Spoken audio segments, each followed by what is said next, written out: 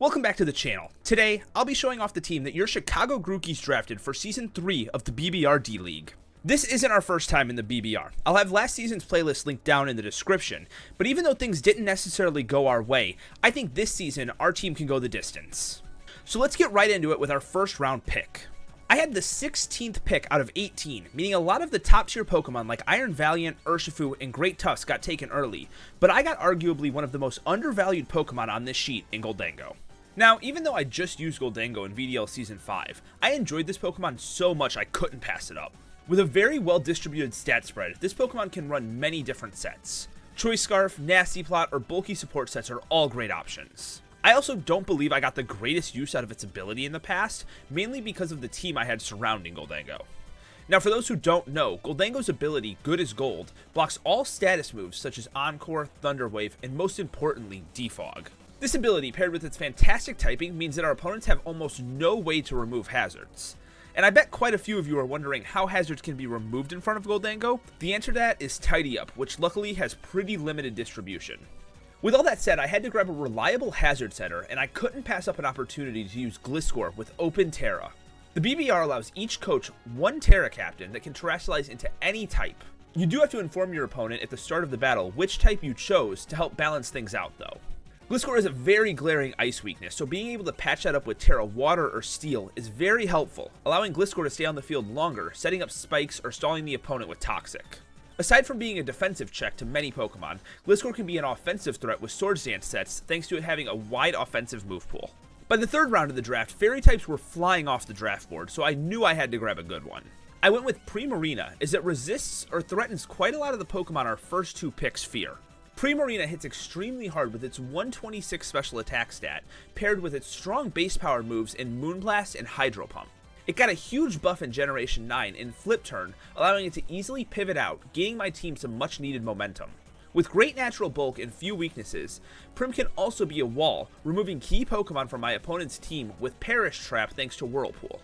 With spikes becoming a lot more common in Generation 9, I wanted a reliable Rapid Spin user. This will help keep my team healthy, but also doesn't force me to defog my own hazards away. At the same time, my team was starting to look a bit slow, so I grabbed Cyclizar, who has 121 speed, to fill both of these roles. Now, even though Shed-Tail is banned, I still believe this is a very valuable pick, being able to support our team with moves like Taunt, Knock Off, and the aforementioned Rapid Spin. It also has a very wide move pool, with lots of coverage moves like Ice Spinner, Power Whip, Overheat, Supercell Slam, and many more. This will be a major issue for my opponents to prepare for each week, as you never quite know what set you're going to run into. Going into the 5th round, my focus was on finding a Mon that not only complemented the playstyle of the team, but also fixed some key defensive weaknesses that were shared among them. That's why I chose Rotom Heat, who has the unique Fire and Electro typing, both of which we currently need. With its very well-rounded stat spread, Rotom can be run offensively with strong stab moves in Overheat and Thunderbolt that can be boosted by Nasty Plot. On the defensive side, it gets great utility moves like Will-O-Wisp, Thunder Wave, Pain Split, and Dual Screens. With the great pivoting move in Volt Switch, Rotom can easily run a Choice Scarf set and can cripple our opponent's walls with Trick. With all these different options, I'm very excited for what Rotom has the potential to do this season. Wanting to finish off my Fire Water Grass core, I picked up Shaman in the 6th round. With base 100 stats across the board, Shaman is quite bulky while also hitting hard with its Stab Seed Flare. With a 40% chance to drop the opponent's special defense by 2 stages, this can break through defensive checks that Shaman otherwise couldn't. Earth Power, Air Slash, and Dazzling Gleam in its move pool means it's not easily walled by Steel, Grass, Poison, or Dragon types either. On the support side, Shaman gets very useful moves in Leech Seed, Baton Pass, and Healing Wish, and can even keep itself healthy with Synthesis or Rest with its natural cure ability. I don't foresee Shaman being at the top of the kill board, but it will definitely support our team's hard hitters. A poison type that touches the ground is the most important type to have in any draft to absorb toxic spikes, so for my next pick, I grabbed Hisui and Kfish.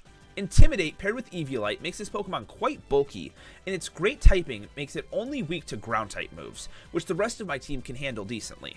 With access to both spikes and toxic spikes, Kfish can take pressure off of Gliscor to set hazards.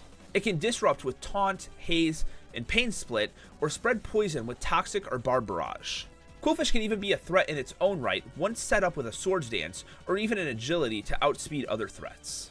As we begin to near the end of the draft, our team was lacking some strong physical wall breakers. The Chicago Grookeys' 8th round pick is Lrock Dusk, With a base speed of 110, it falls right in between Cyclizar and Shaman, which my team definitely needed. With its 117 attack and Tough Claws, Lrock can hit extremely hard with contact moves such as Close Combat, Drill Run, and Play Rough. With Swords Dance to boost its attack even further, this Pokemon can be a great late game cleaner since it doesn't have to worry about opposing priority thanks to a Cell Rock. Lrock also gets access to Stealth Rocks and Taunt, making it a decent lead for our team. With my team looking a little weak to ground moves, I wanted to fix that with my 9th round pick, so I grabbed Gyarados. A second water type is never a bad thing, especially since Gyarados has 2 great abilities in Intimidate and Moxie, allowing it to be either offensive or defensive. Even though it doesn't have the greatest supporting move pool, it can be a huge threat with Dragon Dance, plus all of the great coverage moves it has, such as Earthquake, Iron Head, and Temper Flare. Not much else to say about this Pokemon, just a strong physical wall breaker.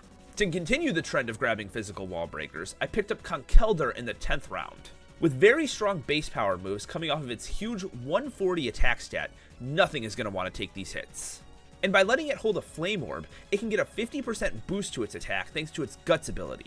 This makes it extremely hard to swap into, since it gets lots of great coverage moves like Stone Edge, the Elemental Punches, Knockoff, and strong Facades when paired with said Guts ability.